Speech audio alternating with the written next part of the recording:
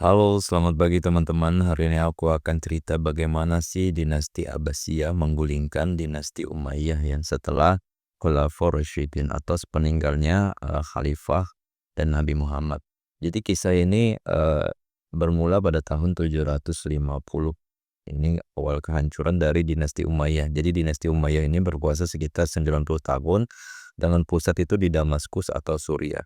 Jadi meskipun berhasil memperluas wilayah Islam hingga Spanyol dan India, jadi mereka ini hanya menghadapi masalah seperti diskriminasi etnis, itu hanya orang Arab yang mendapatkan posisi tinggi, sementara Muslim non-Arab itu diperlakukan lebih rendah, dan kesenjangan sosial serta konflik politik dan sektarian, ya. Terutama dengan kelompok Syiah dan Khawarij. Jadi banyak konflik juga, ya. Nah, munculnya gerakan Abbasiyah itu dari keturunan Abbas bin Abdul Muthalib, ini paman Nabi Muhammad. Mereka mengklaim lebih berhak memimpin umat dibanding Bani Umayyah. Nah, gerakan mereka ini mendapat dukungan luas dari kaum Syiah, kaum Mawali, kaum Muslim, dan pusat gerakan ini ada di Khurasan atau Iran Timur, ya, Iran di bagian timur sekarang. Basis penting itu karena jauh dari pusat Damaskus dan banyak penduduk non-Arab yang mendukung.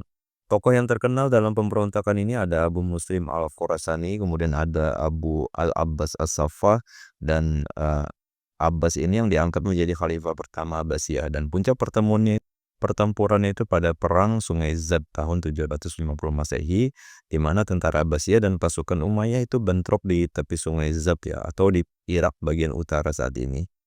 Dan pasukan Abbasiyah yang dipimpin Abu Muslim berhasil mengalahkan pasukan Khalifah Marwan II. Nah, Khalifah Umayyah terakhir di Damaskus. Jadi Marwan II ini Khalifah Umayyah terakhir. Dan Marwan II ini melarikan diri ke Mesir, tapi akhirnya ditangkap dan dibunuh juga. Kemudian berakhirnya Umayyah di timur itu setelah kemenangan Abu Al-Abbas Al-Sabah itu diangkat sebagai Khalifah pertama Abbasiyah di Kufah di Irak, ya. Tadi awalnya Umayyah di Damaskus, kalau yang Abbasiyah ini di Irak. Dan Bani Abbasiyah itu melakukan pembersihan besar-besaran, teman-teman, ya. Hampir semua keturunan Umayyah itu diburu dan dibunuh agar tidak ada yang bangkit kembali.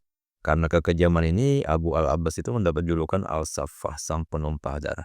Kemudian sisa Umayyah di Andalusia itu ada pangeran muda Umayyah bernama Abdurrahman Al-Dakhil. Ini berhasil melarikan diri ke Afrika Utara lalu ke Spanyol. Nah, beliau inilah yang menjadi cikal bakal membangun kembali dinasti Umayyah di Andalusia, dan tetap berjaya meski pusat Umayyah di Damaskus sudah runtuh atau dikalahkan oleh Abbasiyah. Kesimpulannya adalah Abbasiyah ini menumbangkan Umayyah melalui dukungan politik luas, ya, seperti pemberontakan militer, Bikorasan, dan kemenangan di Perang Zab, dan Umayyah berakhir di timur tapi bertahan di Spanyol. Jadi di timur runtuh, di Spanyol dia bangun kembali, dan pergantian ini menandai babak baru pusat Islam pindah